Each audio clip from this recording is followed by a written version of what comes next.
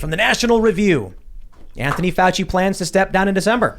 That's it. He wrote a big, long thing saying, I will be leaving these positions in December of this year to pursue the next chapter of my career. He's 81. What's the next chapter of your career? I mean, I'm trying to be a dick or anything, but it's like, bro, get your rocking chair, sit on your porch, rock back and forth with a nice sweet tea, and enjoy your sunny days, man. But he's saying he's still got a lot to do. Now, the big thing here is, let me see if I have it pulled up. Newsweek writes, Fauci resigning out of fear of GOP investigations, say Republicans. In December, Fauci will forfeit his roles as the chief of the NIAID, Laboratory of Immunoregulation, and President Joe Biden's chief medical advisor, saying he wants to pursue the next chapter of my career. Republicans believe Fauci is leaving government due to the possibility that the GOP will take control of the House in November. Quote, Dr. Fauci is conveniently resigning from his position in December before House Republicans have an opportunity to hold him accountable for destroying our country over these past 3 years. The Republican rep Andy Biggs of Arizona tweeted, adding that Fauci will be held accountable whether or not he remains in public office. This guy is a coward. Well, maybe that's the case, but if he's not actively in government and they start investigating him, it won't disrupt whatever those institutions are actually doing. So either way, this move will absolutely help Joe Biden's administration over the next couple of years and the NIAID. But I'm curious, Joe, considering you're actually, Surgeon General, you're like the top doctor of Florida, right? As crazy as it sounds, I have to pinch myself. I'm literally the top doctor of Florida, which is kind of nuts. Well, what do you think about this? You think his resignation is just career stuff? What do you think about Fauci? Well, I think Dr. Fauci is a creepy guy, to be totally honest. He gives me the creeps. I think that he is enigmatic of a physician who is really more of a politician and more about, sort of agendas than about health. That's been very obvious with how he handled the pandemic. Not a single word, right? You have a condition where obesity is a major risk factor. Did he ever say, hey, Americans, by the way, lose weight if you're overweight, get some exercise? I didn't hear that out of his mouth. He did once say vitamin D, though. He did say vitamin D is important. He did say that once, and he said that once. Right? Never again. Once. Right. Yeah. Right. That is the creepiest thing to me about a lot of this is that during the pandemic, people had pointed out quite extensively vitamin D, getting sunlight, getting exercise, getting fresh air, and these things were really important. But this was never the official guidance. It was never the narrative. In fact, it was quite the opposite. Stay inside. Yeah. Don't go outside. In big cities, they locked everybody in their homes. Yeah, no, absolutely. And, there's some controversy over vitamin D, but it's not killing anyone. So it was the right thing to do. What's the vitamin D controversy? Well, it's, vitamin D is very mysterious because there is study after study that shows that if you have low levels of vitamin D, you're at higher risk for everything. Depression, high blood pressure, cancer, you name it, infection. But the clinical trials have not usually shown what the other studies have shown. Not all of them, though. Some of them have shown a reduction in infection, actually, with vitamin D pre-pandemic. But it's very interesting. The studies go both ways. And what gets me, actually, is that, maybe it doesn't work, but there's a class of doctors who are just rabid about trying to stop people from using medications that are low risk and are uncertain. Well, they just want to keep saying, no, that doesn't work. No, that doesn't work. There was actually I don't want to get too nerdy, but fluvoxamine is a medication that had a couple clinical trials that showed benefit in COVID.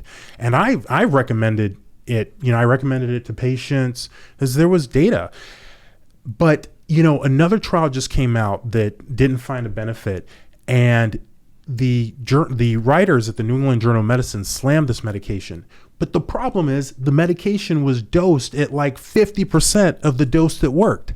So how can you how can you conclude that something doesn't work when you're not even dosing it right? But they're just crazy about concluding things don't work and telling people not to use stuff.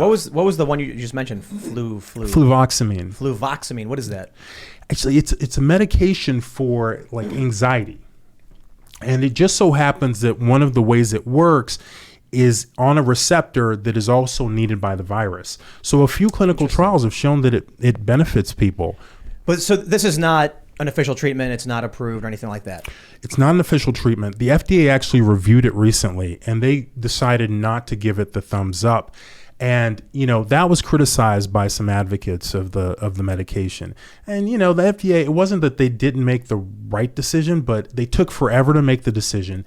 And this thing, we could have had the answer to this like 2 years ago, literally. But there was very little interest in treatment during the pandemic, as many people know.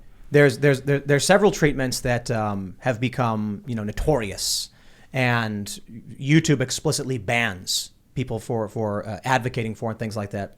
The strange thing to me about a lot of it is if the argument was always talk to your doctor, why is it that if a doctor recommends something publicly, it's unacceptable and it's bannable? Look, I understand this. There's a lot of crazy people saying a lot of crazy things online. And I can understand there's a fear that during a pandemic, someone's telling you to do something wacky or wild, and they want to control that, but you can't. That's the thing. Like you literally can't. You've got a bunch of doctors who are like, I'm a doctor, here's what I recommend, and they're like, you're banned. And it's like, but Fauci's not practicing. Is that correct? Like he wasn't practicing for 30 years? I don't think he still sees patients, certainly not actively or frequently. So the issue I take with Fauci over the past several years, notably during the peak of the pandemic, was the wishy-washiness, the flip-flopping, which he justified as, the science is changing. Oh, gosh. He'll justify anything. That guy, he's so slippery and slick. He's completely dishonest. It's ironic that so many Americans trust him, and he is probably one of the least trustworthy doctors I've ever, observed in my life. But he's not even, my understanding, not practicing for a very, very long time. He's a bureaucrat more than anything. Oh, that's for sure. But he's coming off on TV as if he is the expert. Right. And because of the things he says, you end up with these really weird tribalist positions where, very famously early on, he said, don't wear masks. Later on, he said the reason they were saying that is because they needed the masks for the nurses and the doctors, and it was more important they got it. And it was like, so which is it? Did the science change, or were you aware and you didn't want people buying masks? Either way you cut it, all right, he's dishonest. By the way, the science didn't change, but either way you cut it, he's dishonest, because the thing is, the clinical trials before the pandemic, almost all of them found no benefit from regular folks walking around with masks. I'm not talking about hospitals. I'm talking about walking around the city like you see, or going to the grocery store wearing a mask. So that's what the studies showed. So the rationale behind him flipping, or who knows? Then why did he change his position? That's a great question. What he said, of course, was that he was trying to save the masks for healthcare workers. But how can you even believe? It's hard to. Well, so I'll say this: we've had conversations about masks before. We're outside of all of this pandemic stuff now, so I don't know where any like YouTube's policies sit on this stuff. But we've pulled up the CDC's website, and it actually it's not as crazy as a lot of there's the pro-mask people and the anti-mask people. It's actually decently, moderate when it comes to masks. Like the CDC said, there's a marginal benefit. It's decent enough that they would recommend it in some circumstances. Like the obvious thing I would say, obviously if you're sick and you're wearing a mask, you're going to stop some coughing, sneezing, and spitting on people and something like that, right? Sure. But that's different from whether wearing a mask reduces the chance of someone else getting a virus.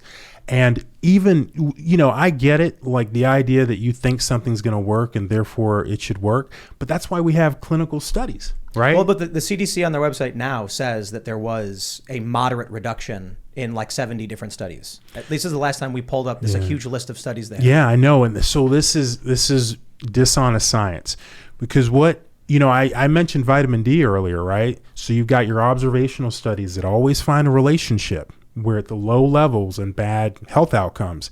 And then you've got your clinical trials that unfortunately most of the time haven't found a benefit. The same thing goes for masks. They pull up these observational studies and they hang their hats on them.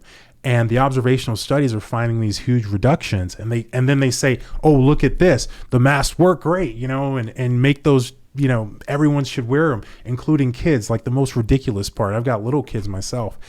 But then you look at during the pandemic, there were at least 2 large clinical trials.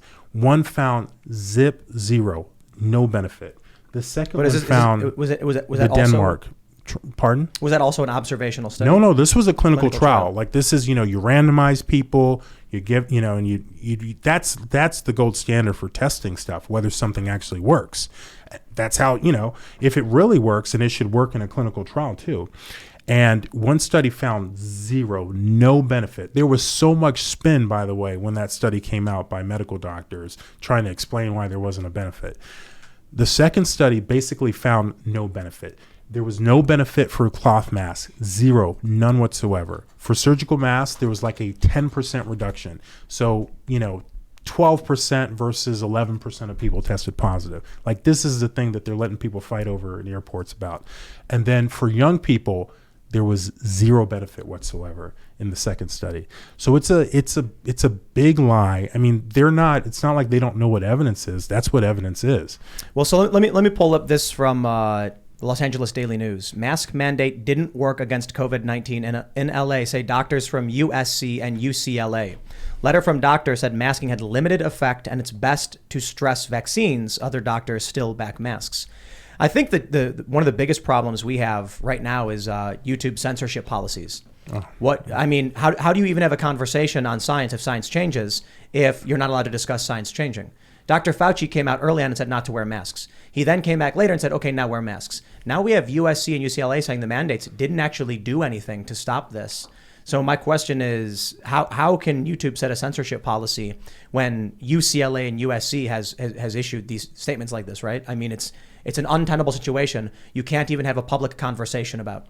How are we supposed to address any of this stuff? How are we supposed to function as a society if that is how big tech is handling it? Yeah, I totally agree with you. Their agenda seems more political from my perspective, from everything I've seen. And, I think it's a pretty rotten system. I think it's hurt people. It's not a business that's going very well for them in terms of regulating knowledge and opinions. Well, so where does Fauci go from here? What do you guys think? Go ahead. When I came in, I said, what the number one indication of why someone is resigning is because they failed. I don't know if that's why he's resigning, because he's now admitting defeat and failure. If he's realized I've come to the point in my career where I can no longer serve, I'm resigning, like doing the right thing. Maybe he's doing the right thing. He'd probably write a book. I think he could do any number of things. He is entitled to, I think, the largest retirement package in federal history because he's the highest paid federal government employee. That's like a study from Open the Books, or a report from Open the Books in December of 2021. I covered it for our site. So in some ways, it is interesting to me that he is not opting to retire because he'd still make a lot of money off of retiring. In some ways, to me, it's hard not to read vanity into this. Retiring means that you're old, and retiring means that you are no longer supposed to have an opinion. And right now he wields a lot of influence. So if he retires, he is acting as if he's going to step back, and he doesn't want to. I mean, this is the man who, while fighting the pandemic, filmed a documentary about himself with Disney. It doesn't seem like he knows where he wants to go, but he does not want to leave the limelight. And of course, that's subjective, although retiring does seem like a totally plausible option for him. He did, I think I was talking about this before the show, in July, there was this report from Politico. He'd done this interview, and Politico reported that Fauci intended to retire at the end of Biden's administration. So that would be next December, not this one. And then the day after they published, he was like, no, I'm not going to retire. What do you mean? I didn't say that, even though they have him on record saying that. So it seems like, again, this idea of retiring has a lot of fear for him. And whether it's because he thinks he opens the door for an investigation or if it's vanity, it's hard to say. Are you saying that he could have stayed at the job longer and then retired and got a monetary package? But yeah, he's entitled to a government pension. And because he's been working for the federal government for, I think, 4 decades, it's very sizable. And even though he's resigning, is he still getting the same package? I believe he still has access to it. But again, he's not publicly retiring. And to me, that speaks to vanity. He doesn't want to seem like the old out of touch doctor. I want to ask real quick, because I don't want to stick around on the subject too much, but I pulled up the CDC.gov and they mentioned, so explain to me what these studies mean. It says this is from the CDC. The CDC still recommends wearing masks if you're going to be in large gatherings. It says a large, well-designed cluster randomized trial in Bangladesh in late 2020 found that surgical or cloth mask distribution, role modeling, and active mask promotion tripled mask use by 42.3% in intervention villages compared to 13, blah, blah, blah. In villages receiving mask interventions, symptomatic seroprevalence of SARS-CoV-2 was reduced by approximately 9% relative to comparison villages. In villages randomized to receive surgical masks, symptomatic seroprevalence of SARS-CoV-2 was significantly lower, 11.1% overall. The results of the study show that even modest increases in community use can effectively reduce symptomatic SARS-CoV-2 infections. So that sounds like they do, like I was saying, the CDC often says it's marginal 9 to 10%. I mean, that's good though, right? So that's not good. So that 9 or 10%, so the seroprevalence that they mentioned. What does that mean, by the way, seroprevalence? So they test people's blood for antibodies to the virus as an indicator of prior infection, right? So 9 or 10%, that's a relative reduction. So if you have the villages that get the masks and their seroprevalence is 12%, and you have the villages that don't get the masks and their seroprevalence is 11%, that's a 10% reduction. Oh, 10% of 12 is 1. Yeah, right. That's some lazy. So that is what happened. That's what happened. And that, by the way, is just that's just an example of why, doctors like myself, and I think probably some of the other doctors you've had on your show are just fed up with the lies and the misrepresentation of science. That is exactly what happened. You're familiar with the study you're saying? Oh yeah, that's the second clinical trial that I mentioned. So this is not what the CDC says, though. I mean, well, they're saying that you went from 12% to 11%, and that was that shows that it makes a big difference. Because it doesn't mention the 12%. It just says that COVID seroprevalence was in villages with masks was reduced by 9%. In villages randomized to receive surgical masks, it was down 11.1%. Right. So that's a relative reduction. Yeah. And I just happen to remember from reading the study that the seroprevalence, it was in the teens, right? So there was like a 1 percentage point difference in the prevalence. That's a fact. I mean, that's what exactly. Yeah, because it sounds like it's going from 22%. Well, hold on. It even gets worse. Go ahead. This is funny. It sounds like you're saying masks work. Well, it actually gets worse than that. So we have a threshold in health policy and epidemiology and statistics for when we consider a difference as being significant. It's kind of arbitrary, but that's how things work. So that threshold in that study, like if this is a threshold, right? Say we were testing the effect of exercise on heart disease, right? If this is the threshold, you compare people that exercise, people who don't, you're way below the threshold. It clearly is beneficial for health. The threshold for that study was right here. It was barely significant. They barely reached significance. I mean, that is an extremely weak finding. Well, I can only say that, the CDC still has on their website the recommendation and several studies. But I don't know how to reconcile that with the NewsGuard certified Los Angeles Daily News saying that doctors from USC and UCLA saying that the masking had a limited effect. It sounds like they're saying more in line with what you were saying. In fact, you were at UCLA, I believe. I was at UCLA, and what they're saying is factual based on the data. Maybe they work a lot better, but that hasn't been shown from clinical trials. Is there evidence that if you have a dirty mask with fecal just gross up that you breathe it in, that it'll make you sick? I'm laughing at the fecal. I don't know why you went there. Putrefactive bacteria. Let's talk about it. Well, if you have fecal stuff on your mask, you probably will get sick. Typhus? But halitosis. Well, there are some studies that show some evidence of harm, potential harm. They don't get any media attention, but there are some studies that show harm. In fact, there was a clinical trial of cloth masks among doctors, healthcare workers in Thailand. I think it was Thailand, that was published years ago in the British Medical Journal, which is a very good journal, that compared cloth masks to surgical masks. And basically, the people in the cloth mask group got more infections.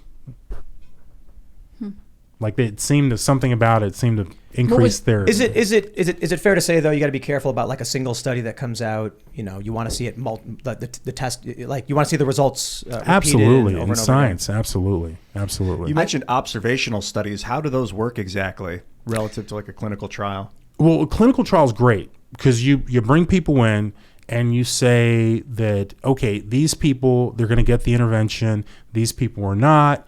And you follow them and you see what happens. I mean, that's the gold standard. Observational studies, you go around this room and you measure, let's say you measure, what's a good one for this room? Sugar Mood. consumption. Let's do it. Yeah. Okay. So you measure sugar consumption and you have each one of us go out and skateboard. Okay.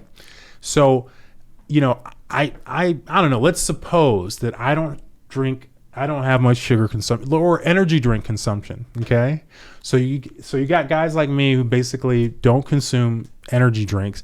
Say one of you guys do, and let's say that Tim consumes a lot of energy drinks, and then you go and see how well we skateboard, or we fill some survey that says how well we skateboard, and then you conclude that, hey, look at that, you drink more energy drinks, you're going to be a better skateboarder. That's how observational studies work. So they're not like taking into account he might have been practicing skateboarding, right? I ate a burrito beforehand and you didn't, or he's in a good mood or any of that. Yeah. And therefore, with that, you have different quality studies. Like some of them might be better. So I think with observational studies, you would need substantially more. And all you'd really do, it sounds like, is find anomalies, find things that that you'd want to test further. That's exactly right. You have to be very, very careful. Yeah. Very, very careful. I mean, there's so many examples of misdirection from observational studies. In regards to vitamin D, which we brought up earlier, is there a difference? I've heard there's a difference in endogenous vitamin D and vitamin D that you take, meaning the vitamin D you get your body to produce naturally from like sunlight causing it to happen, as opposed to eating a vitamin D vitamin. Yeah. Is there a difference in the way it biochemically interacts? So, biochemically, not sure. I mean, the process by which when your body creates vitamin D versus taking it from a pill, I mean, that is different biologically. But, in terms of things like if you break your wrist or something and it's because you've got, low bone density, whether you take supplemental vitamin D or you get more sunlight, the benefits of the vitamin D to your bones are going to be the same. But there are people who believe that there are differences in the effects from whether it's sunlight or from a pill. Thanks for checking out this segment from the Timcast IRL podcast. But if you want to check out the full show live, tune in Monday through Friday at 8 p.m. And if you want more special access content, head over to timcast.com and become a member. Your membership helps sustain this company, keep our journalists employed, makes this show happen, and you will get access to exclusive members-only segments of the Timcast IRL podcast, and there's a massive library to check out. So again, go to timcast.com or tune in Monday through Friday at 8 p.m., and we'll see you all there.